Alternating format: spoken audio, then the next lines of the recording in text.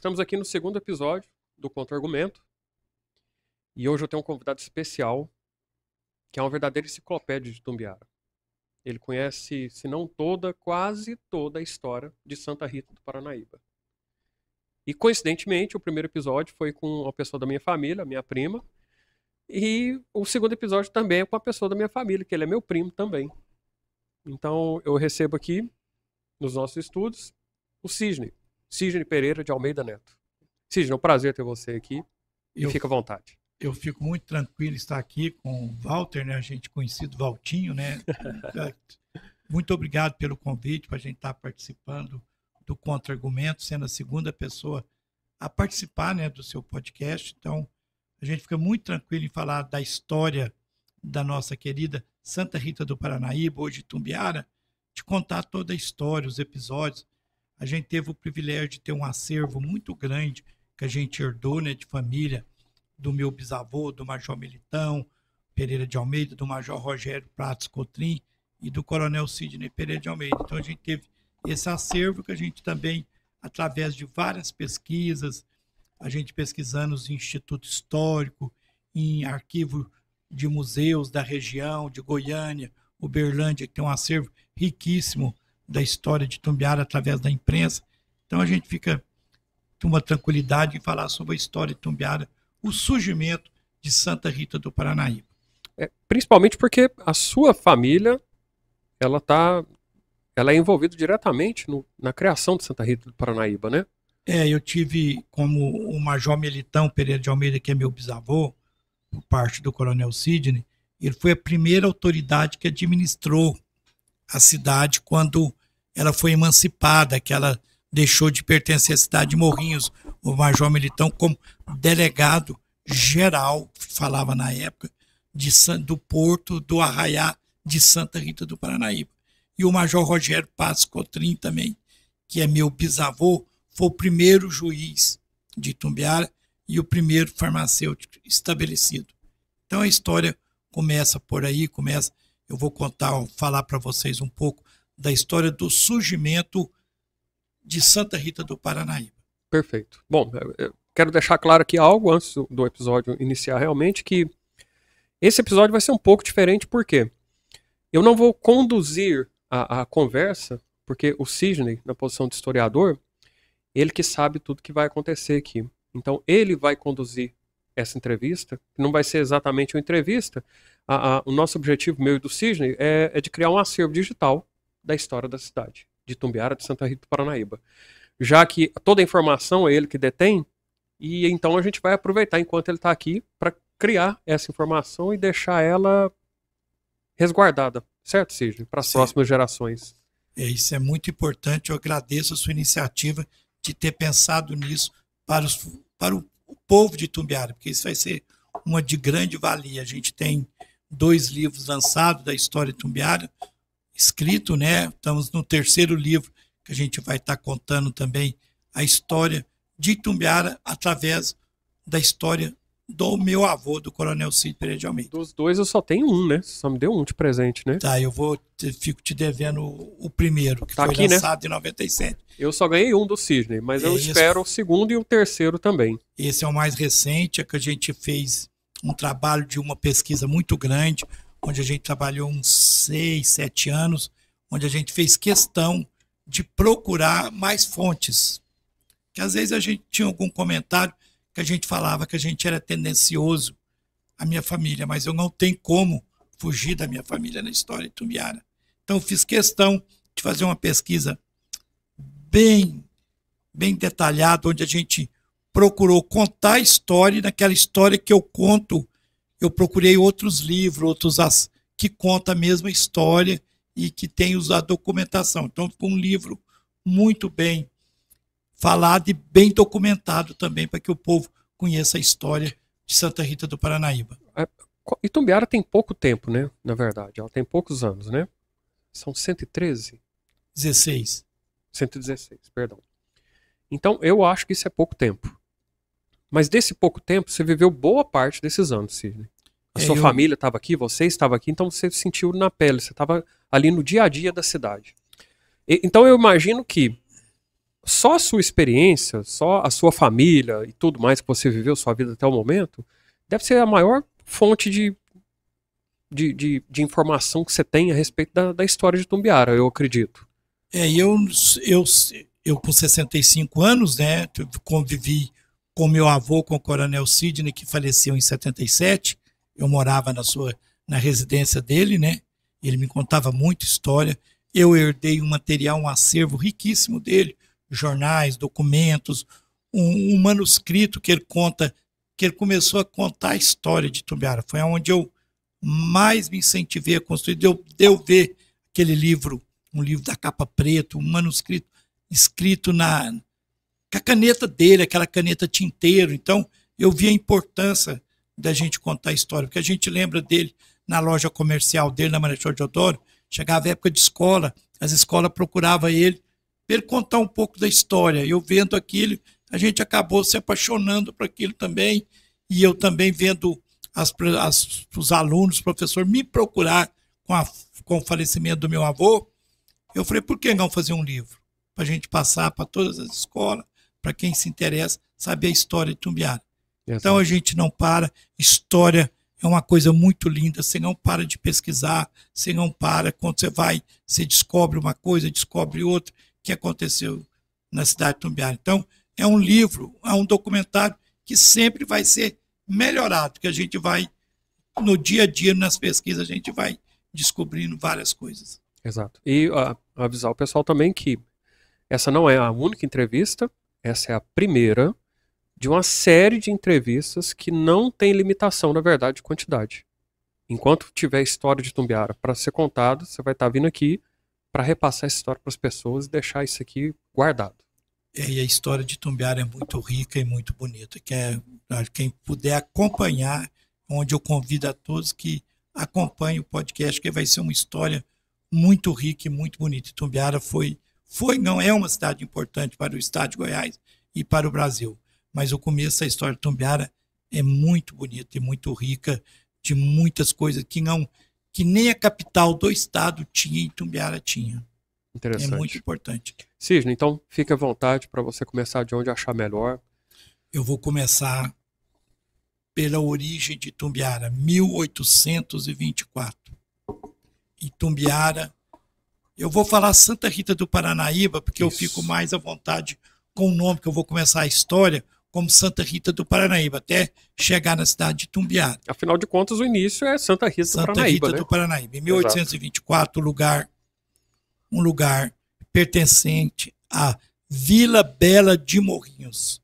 Aqui era a região que pertencia hoje à cidade de Morrinhos, que chamava Vila Bela de Morrinhos. Certo. Foi quando o Marechal Cunha Matos resolveu votar uma lei na Câmara Federal de abrir uma estrada que ficou conhecido o Caminho do Ouro, que vinha de Uberaba, passava pelo Rio Paranaíba até a cidade de Silvânia, chamava Bonfim, e Uberaba era conhecido como Farinha Podre.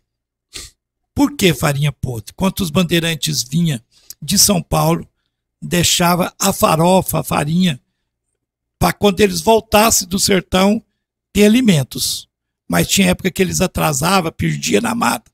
Quando chegava a farinha, tinha perdido. Então era farinha podre. E por consequência teve que fazer uma balsa nessa estrada. E essa balsa foi o ponto culminante da cidade, hoje, da cidade de Tumbiara, antiga Santa Rita do Paranaíba. Com essa balsa vieram alguns colonos em volta da moradia dessa balsa. E também essa balsa teve uma fiscalização, teve uma pessoa que fiscalizava a travessia dela.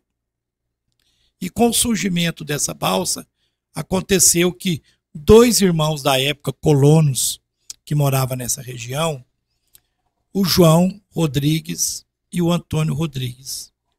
O João Rodrigues adoeceu. Depois de muito remédio, de muita coisa, o irmão resolveu fazer uma promessa. O Antônio, se o João sarasse, ele ia fazer uma capela com invocação de Santa Rita de Cássia, que na época o pessoal também conhecida como Santa Rita das Causas Impossíveis. E a promessa foi cumprida, porque o irmão sarou. Construiu-se a capela. O lugar era conhecido como Porto do Rio Paranaíba. Com a capelinha, ficou conhecido como Porto de Santa Rita. E com isso, 2 fazendeiros da região, em 1852, resolveram doar parte de suas fazendas para a igreja, para Santa Rita, não para a igreja, para Santa Rita de Cássia. Hoje a Rua Paranaíba era as divisas das 2 fazendas. Quem conhecer a Rua Paranaíba, o lado esquerdo da Rua Paranaíba, subindo do Rio Paranaíba, o lado esquerdo é a Fazenda Água Suja, que foi doado por Joaquim Bernardes da Costa, que é a região da Água Suja. E do lado da Praça da República, do lado direito, foi doado por Luiz Cândido de Paula, que doou toda essa área para Santa. Foi em cartório e doou a área da parte de minha fazenda para Santa Rita. Incrível. A doação foi. E disso a cidade o lugar foi sendo conhecido, mas pertencente, o distrito, o Arraiá, pertencente a Morrinhos. Em 1872 resolveu-se construir uma igreja, que vocês estão vendo aí no momento, a igreja de Santa Rita. Se fez-se uma igreja.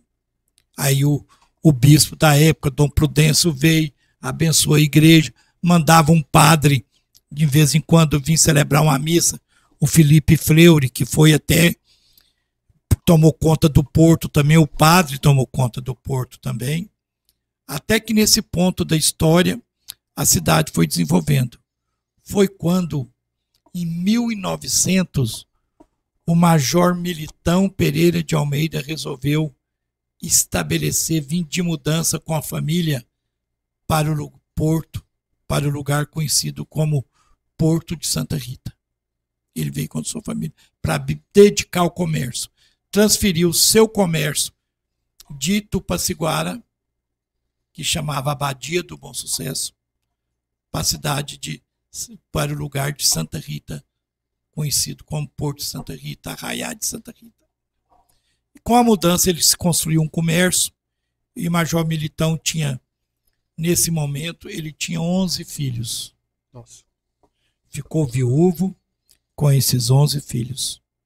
Chegando aqui, ele foi estabelecendo o comércio, e o seu filho mais velho, que é o Coronel Sidney, que pegou o título de Coronel Sidney Pereira de Almeida, era mais dedicado. Ele gostava muito de política, gostava sempre de estar ajudando, disso. Numa ida à cidade de Uberabinha, que era Uberlândia, ele conheceu João Rodrigues da Cunha. E eles conversando sobre Santa Rita, falou da dificuldade da balsa, que já não atendia a região. Os dois resolveu propagar a ideia de uma ponte no Rio.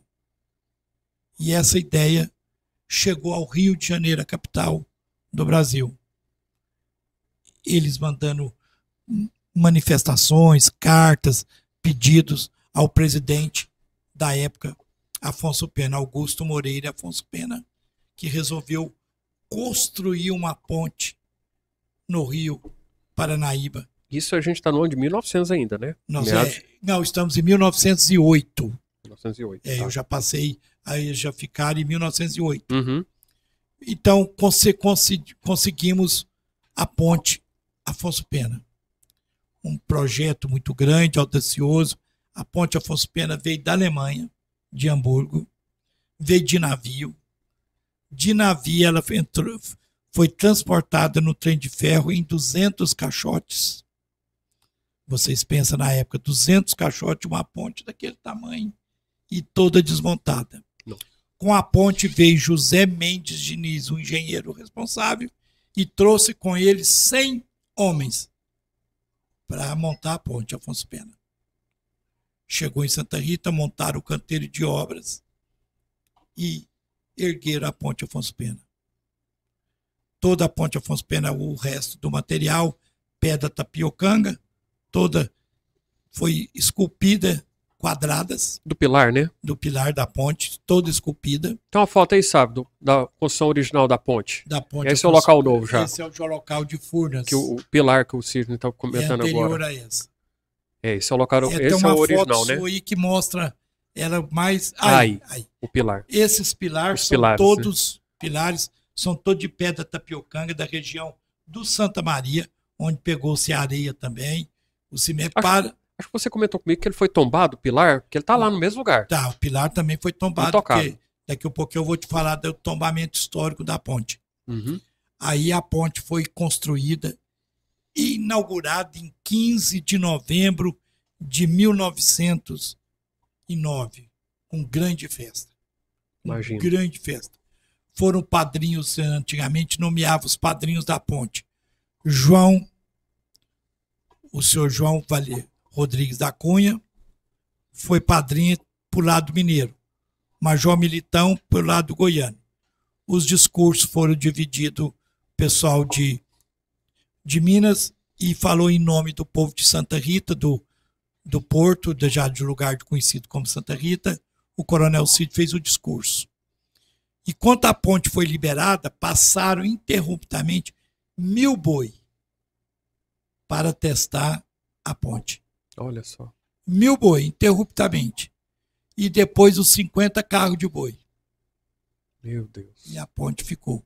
O que eu tô achando engraçado, Sidney, na história, quer dizer, interessante, que já no ano de 1900, uma balsa já não atendia a necessidade de Santa Rita do Paranaíba, era da região ou do Porto de Santa Rita. De Goiás com o Triângulo Mineiro, né? Porque ali se atravessava muita cabeça de gado, atravessava o pessoal o material que vinha, porque o Uberlândia tinha o trem de ferro, tudo era comprado em Uberlândia.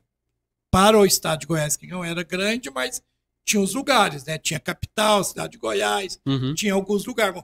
Comprava em Uberlândia. Comprava todo o mantimento, comprava tudo da época, buscava em Uberlândia. Então a balsa já não atendia mais. Aí a ponte veio atender. Perfeito. Com a construção da ponte, coincidentemente, primeiro aconteceu uma revolução no estado de Goiás. Uma tomada de poder. Leopoldo de Bulhões, Antônio Ramos Caiado, Eugênio Jardim derruba o governo de Hermenegildo Lopes e de Xavier de Almeida, que era o governador do estado de Goiás, que nessa época era conhecido como presidente de estado. Teve essa revolução. E Major Militão foi nomeado, com essa revolução, delegado-geral do pequeno lugar, até que viesse a posse do primeiro prefeito, que foi Antônio Joaquim da Silva, em 1º de janeiro de 1910.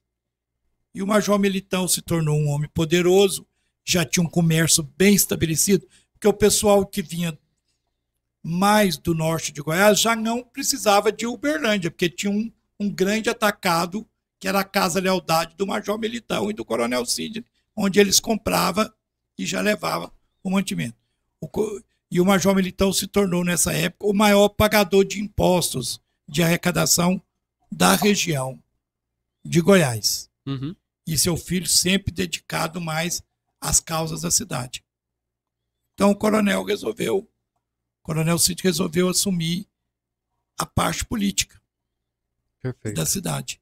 E ele ficou quanto tempo, inclusive? Na política? Você comentou comigo que ele ficou... 50 anos. Os mandatos dele, parece que foram... Ele foi 11 vezes 11, prefeito, né? 7 intendente, 2 vezes nomeado, né? Porque intendente antigamente, para explicar para o pessoal, as pessoas eram candidato, o mesmo que prefeito, intendente. Uhum. Mas quem votava era só os poderosos da cidade. Eram os fazendeiros, intendente.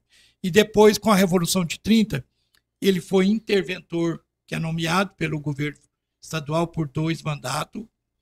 E depois ele foi 2 vezes eleito, o primeiro prefeito eleito pelo povo por voto popular de Tumbiara, em 1934. Certo. Foi por mais 2 mandatos de prefeito. Então o Coronel Cid tomou conta, foi presidente da Câmara também por 12 anos, 16 anos vereador, e a cidade foi... E aí, a cidade cresceu, foi crescendo, nas terras da Santa, todo mundo tinha sua casa, mas não era dono. Porque o terreno foi doado para a Santa Cidade. Aí o intendente, o prefeito Sidney, resolveu em 1914 procurar a igreja para negociar a compra das terras para o município, onde não deu certo essa compra.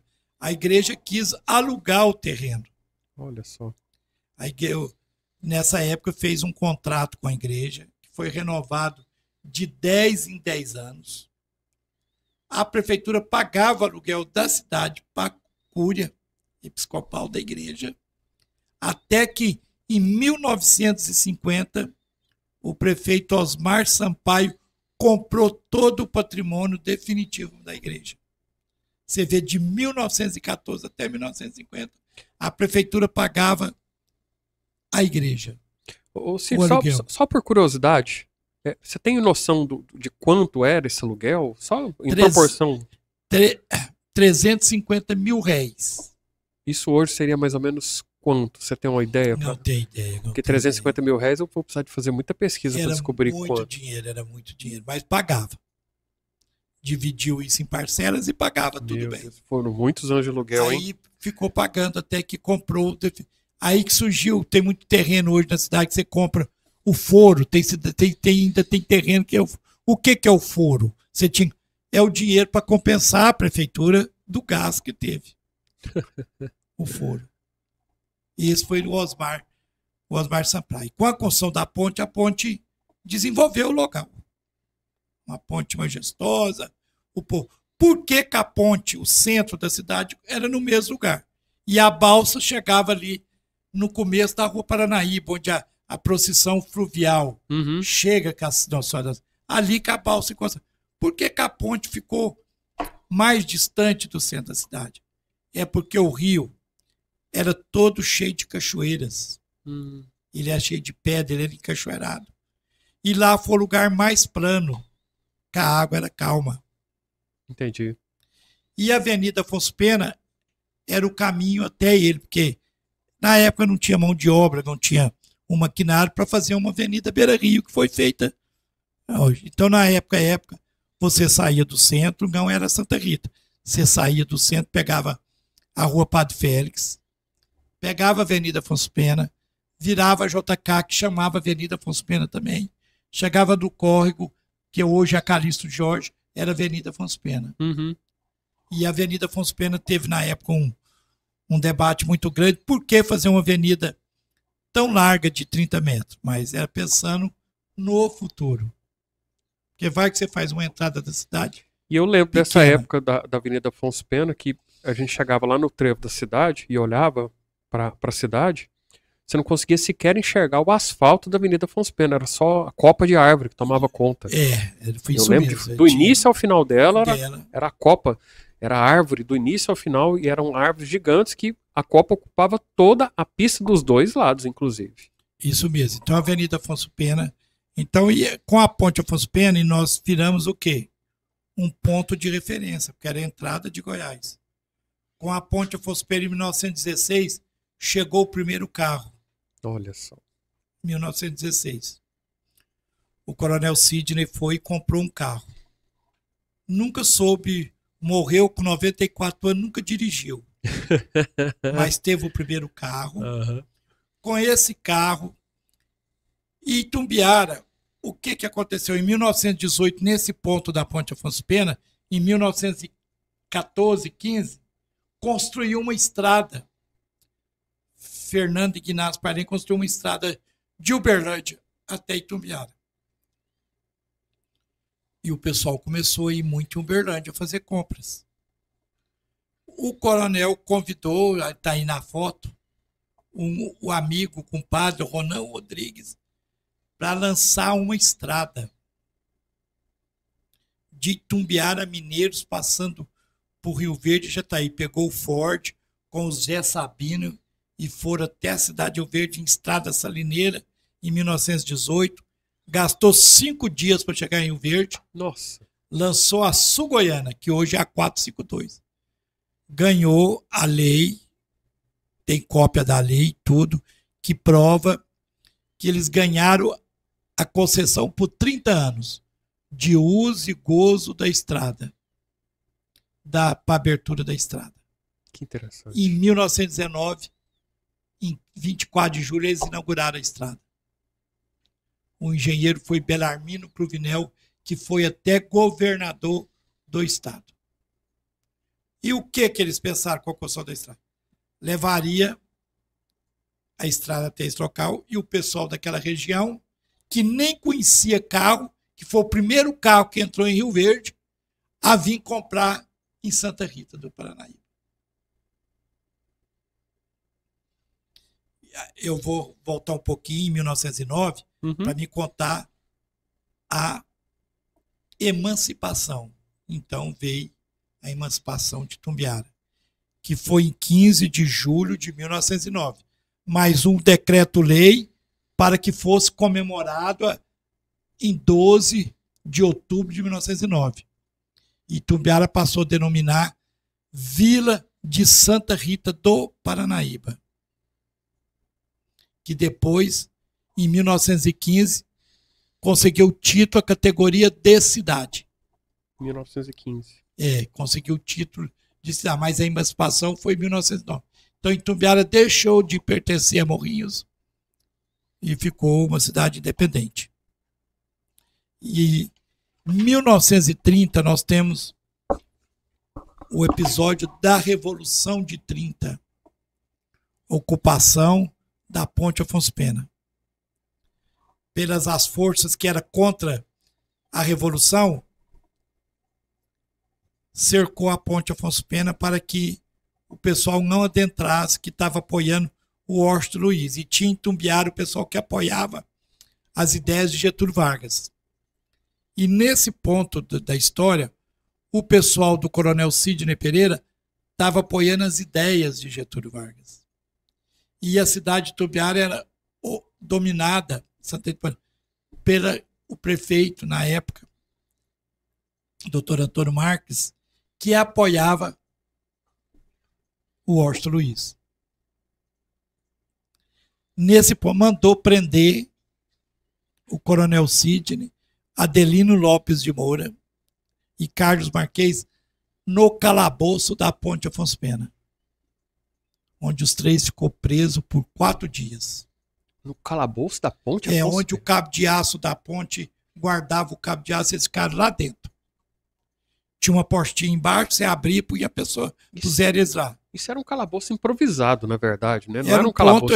Não era lá, é onde guardava o cabo de aço. Hoje ele não existe, porque teve uma época que o de Minas está de lá, mas o de Goiás teve uma época que teve um aluguel do terreno ali da prefeitura onde é o Palácio das Águas para fazer uma marina, um guarda-barcos. E esses 2 calabouços na época foram destruídos. Só restou o de Minas Gerais. Só restou agora os 2 de Minas lá. E esse calabouço foi destruído, só tem fotografia. E com a Revolução de 30, as forças revolucionárias conseguiu entrar em Santa Rita. Aí soltaram os 3 que estavam presos. Foi uma das nomeações como interventor do Coronel Cid. Em 24 de julho, ele foi nomeado prefeito, que é o mesmo que interventor, da cidade de Santa Rita do Paranaíba. Aonde acredita que o documento, e eu tenho esse documento original da nomeação, que acredita ser a primeira nomeação do Estado de Goiás do governo novo do Getúlio Vargas. Que o Pedro Vico foi nomeado em 26 de novembro e o coronel foi nomeado em 24. Interventor da cidade de Itumbiara. Depois teve outro episódio, em 32, que os paulistas queriam tomar o poder de Getúlio Vargas de novo, que é a Revolução Constitucionalista. Outro episódio que a ponte guarda até hoje. Balas de fuzil nas placas de inauguração. Quem for na ponte Afonso Pena vai lá ver os buracos da placa. Mineiros do lado de Minas e os goianos trocando bala. O pessoal de São Paulo ficou ali naquela mata, na beira-rio, de frente à ponte, dando tiro no povo aqui que cercava, apoiando as ideias de Getúlio Vargas. Que é a Revolução Constitucional de 32. Então a marca da Ponte Afonso Pena conta esse episódio da história de Itumbiara também. Isso lá no local original, né, Sidney? É. Perfeito. Eu conto a história. Uhum, certo. Bom, é o seguinte. Como eu informei anteriormente, esse é apenas o primeiro de inúmeros episódios. Não faço a menor ideia de quantos nós vamos fazer, mas o objetivo aqui é um só e já ficou claro. É criar esse registro da história de Itumbiara enquanto é possível, porque afinal de contas a gente não vai ficar aqui para sempre. Da mesma forma que a gente já perdeu, por exemplo, Tigui, que era outra pessoa importante para a história da cidade, não vamos cometer o mesmo erro que você. Então esse foi apenas o primeiro de vários episódios. Vamos encerrar por aqui. Para vocês, já pode assistir o próximo episódio, muito provavelmente vai estar disponível já. Para nós vai ser um intervalo de uma semana mais ou menos, Sidney. E nós continuamos de onde a gente parou agora. Eu estou fazendo uma linha do tempo aqui para registrar tudo que a gente está conversando. E a partir desse ponto que a gente para agora, a gente continua o próximo episódio. Certo. O próximo episódio eu vou continuar com o tombamento histórico da Ponte Afonso Pena pelo Instituto do Patrimônio Histórico Nacional, o IPHAN. Perfeito. Então, no próximo a gente já começa, depois... E a história é muito linda, a gente vai contar muita coisa.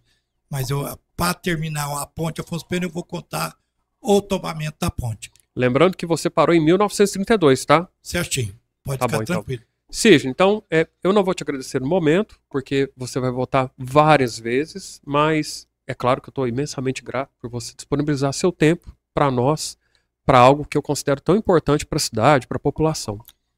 Eu que quero te agradecer por essa iniciativa. Eu estou aqui para ajudar, para colaborar, para deixar para o povo, porque hoje, igual você disse, a gente não está aí a vida toda, né? É. Então eu fico feliz por a gente já ter deixado um livro da história agora.